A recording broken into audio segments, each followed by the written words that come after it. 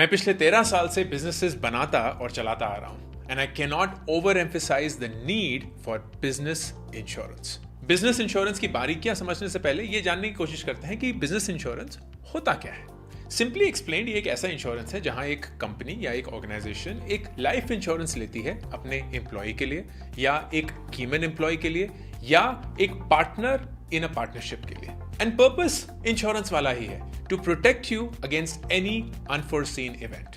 In other words, business insurance is taken by commercial enterprises to protect them against any financial or business risk that they cannot anticipate but could happen. ताकि the most important objective, business continuity, is never hampered. क्योंकि company का सबसे important resource उसके लोग होते हैं, यही business insurance अक्सर कंपनीज अपने लोगों के लिए लेती है to insure that there is minimal financial risk and maximum business continuity. अब इसी से एक सवाल उठता है कि क्या हमें बिजनेस इंश्योरेंस की जरूरत है भी या नहीं। सरकार ने एमएसएमईज, जो कि micro, small and medium enterprises हैं, बेसिकली छोटे स्केल की ऑर्गेनाइजेशंस, उनके लिए बहुत सारी स्कीम्स एंड इंसेंटिव्स अनाउंस करी हैं to take care of them.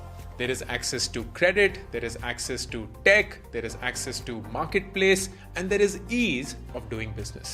अब इसके चलते there are over 6.39 crore MSMEs in India, जो कि पूरी दुनिया में चाइना के बाद सेकेंड हाईएस्ट नंबर है।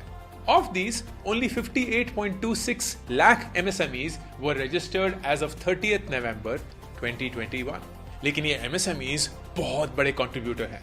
They contribute around 30% to the GDP और वो 100 मिलियन लोगों को एम्प्लॉयमेंट प्रोवाइड करते हैं। इसी के चलते ये सेक्टर 95% ऑफ इंडस्ट्रियल यूनिट्स को कंट्रीब्यूट करता है और 50% ऑफ इंडियाज एक्सपोर्ट्स।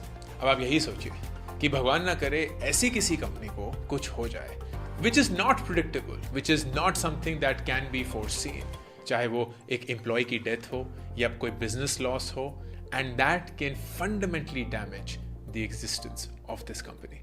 और क्योंकि ये छोटे सेटअप होते हैं, एक भी इंसान इस पूरी कंपनी में अगर नहीं रहे तो पूरी कंपनी को एक बहुत मटीरियल इंपैक्ट पड़ता है। And that is why business insurance is so important for the MSME sector. Business के ओनर के लिए भी ये एक मुश्किल वक्त हो सकता है, जहां बिजनेस उनके बच्चे समान है, और अगर भगवान ना करे उनके बिजनेस को कुछ हो जाए, then ultimately that has an emotional impact on the business owner as well. वो हमेशा बिजनेस कंटिन्यूटी के लिए कुछ भी प्लान करने के लिए तैयार होंगे।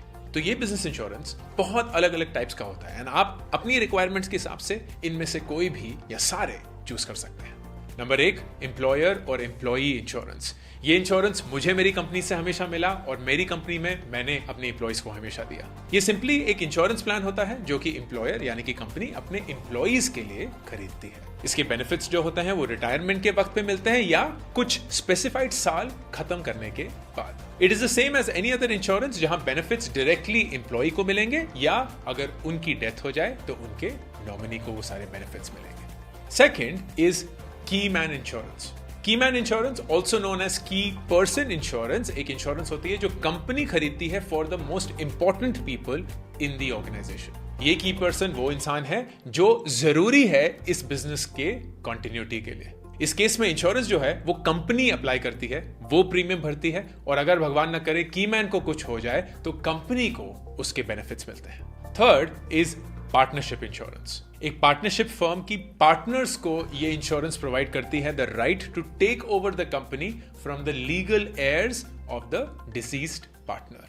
कंपनी को जो ये फंड्स मिलेंगे वो किसी भी पर्पस के लिए यूज कर सकती है, फॉर एग्जांपल हायरिंग या retaining talent, replacing lost profits, funding the redemption of stocks of the key person, और मेकिंग सर्वाइवर बेनिफिट पेमेंट्स। एक बहुत बड़ा एडवांटेज एमएसएमईज का when they want to take a business insurance is that they are eligible for working capital loans. अगर एक company business insurance में invest कर रही है तो वो ऑफ कोर्स चाहेगी कि बिजनेस कंटिन्यूटी भी मेंटेन रहे, and this incentive is a great fillip towards buying business insurance. Towards the end एक बहुत ही रिलेटेबल सिनेरियो के बारे में बात करेंगे, जिसके थ्रू मैं बिजनेस इंश्योरेंस के इंपॉर्टेंस और इम्पैक्ट को आप सब लोगों के सामने रखने की कोशिश करूंगा।